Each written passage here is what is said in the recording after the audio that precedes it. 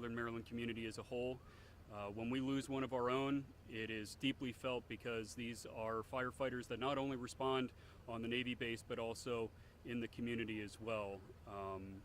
And it just speaks volumes to the bravery that our firefighters face every day, running towards danger to help when help is needed.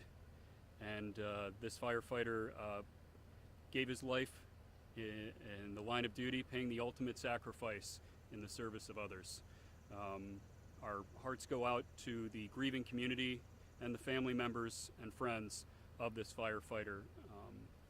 For updated information on the fire operations and the investigation, I turn it over to Deputy Maryland Fire Marshal Oliver Alkier. Thank you.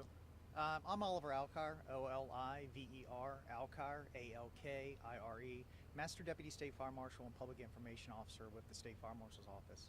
I echo the gentleman's comments. Again, these firefighters are extremely brave, and today we tragically lost one of our own. I can extend our condolences from the Office of the State Fire Marshal as well as State Fire Marshal Brian Geraci, who is currently on his way here to the scene. As of right now, it's still a very active investigation. Our investigation right now is we're being assisted by the Bureau of Alcohol, Tobacco, and Firearms. That is standard operating procedure anytime a fire fatality happens. So right now we're working along with them. Also, we will also be bringing in NIOSH probably. Eventually they will come in. At this time, we currently have about almost 15 of our own personnel. That's about a quarter of the State Fire Marshal's Office. That shows you the intensity of this investigation and how we want to provide answers to our firefighters as well as to the family of the fallen. We're also being assisted by PG County Fire and Explosive Investigations Unit as well as Anne Arundel County Fire and Explosive Investigation. Again, we put out a call for help. They replied back, and we are trying to do everything we can to provide the answers.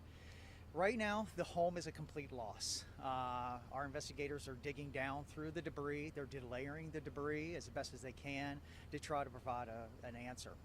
What I can tell you is that the family heard a large boom before they recognized the fire. We're investigating on what that was. We do understand that there was some very strong thunderstorms that have rolled through the area beforehand. So we're looking at a possibility. Is it a possibility of a lightning strike? We just don't know at this point. It still remains under investigation. It's still a very active scene. So that's one of the causes that we're possibly looking at.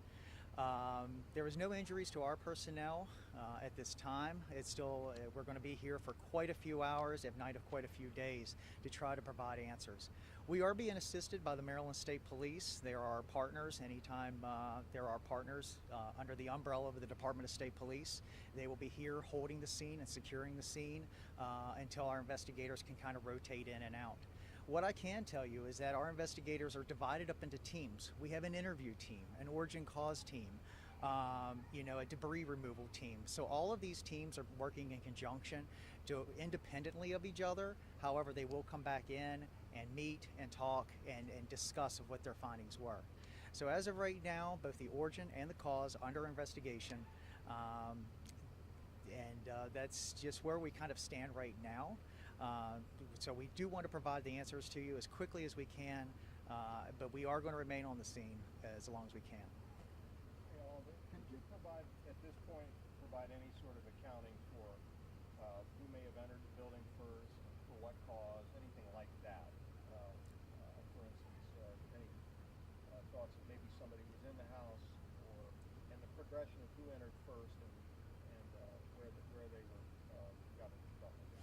Yeah, so from my understanding, the first fire department arrived. The fallen firefighter was one of the first ones to enter. I don't know an exact timeline on when that actually occurred.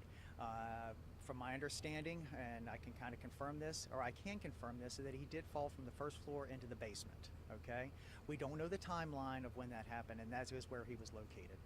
At this point, I don't know, again, the timeline of when the fire department arrived to when he actually had fallen through the floor. So that's one of the things our investigators will be looking at. Did you know when exactly he fell? I'm sorry, who was in command of the fire scene at the time? From my understanding, it was Leonardtown Volunteer Fire Department. They were being assisted by the mutual aid from Pax River. How many firefighters were on scene to fight this blaze? I think it was around 75 is what the number I was given. It was a two-alarm fire. That generally brings multiple pieces of equipment, around 75 firefighters given the two-alarm fire. So I talked to the homeowner. He said sort of they kind of barely got out, heavy smoke. Can anyone describe the conditions that you all encountered when you got here? Yeah, not at this time. I did understand there was a large amount of fire throughout the house.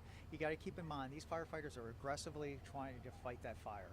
You know, their job is to run in and rescue people. I don't know of the information, at that point, but what I can tell you is that they valiantly put their lives on the line, and that's what they were doing.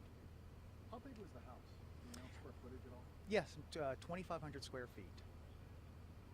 Oliver, was there anything in terms of the weather patterns that created any challenges when it came to fighting the blaze? I've not been told of that. No. Did neighbors see a lightning strike? I mean, you mentioned that earlier that possibly could be the cause. Did anyone see a lightning strike? Yeah, so we're actively looking at that. I can tell you that, we're both looking at, we're interviewing multiple homeowners as well as reviewing any type of surveillance or ring type cameras to confirm that. They will also be pulling what they call a lightning strike report. That's standard protocol anytime a fire investigation occurs, especially if that's one of the possibilities that we're looking at. We'll receive that information. It's a lot of data that they're going to have to go through before they actually make a final determination. And do you have any information about this fallen firefighter in terms of how long he was with the naval system?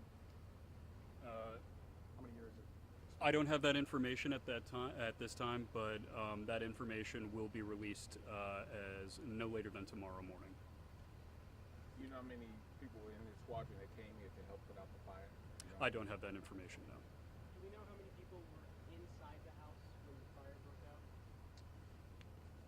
It was a total of 3. It was 2 adults. It was a mother and father along with their adult child. I'm sorry, I don't have the ages on that. Just anything that you want to emphasize to the community that this is such a dangerous profession, putting your lives on the line, and today's a tragic example of that. Anything that you want to say about this fallen firefighter and his sacrifice? The Office of State Fire Marshal has a heavy heart, and what I can assure you is that the State Fire Marshal and in our entire family, you got to keep in mind that virtually every one of our fire investigators has or was a firefighter at one point, and still many of them are actively volunteers, including several here that are active investigators working this scene. So, this is just a tragedy, and from my understanding, this is the very first line of duty death with regards to a firefighter within St. Mary's County. There's somewhat of a community support angle in this session that we all witnessed, and we're aware that firefighters from around the region have come to protect St. Mary's County while others take care of it. So, offer some thoughts about that. Tell us what's going on that way. So what you see is always the time. It's anytime you have a line of duty death, multiple firefighters come from not only just in the immediate area, but throughout the state. I can't speak the specifics on who is here and who is standing by. What I can tell you is that you're going to see an outpouring of support that you probably have never seen before in St. Mary's County. Okay, thanks guys. Thank you. I'm sorry. Thank you. Thank you. Sorry, Joe. Thanks guys. I'm Brad Bell.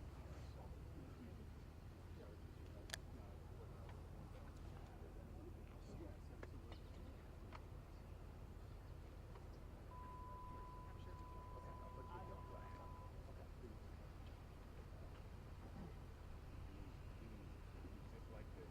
Yes.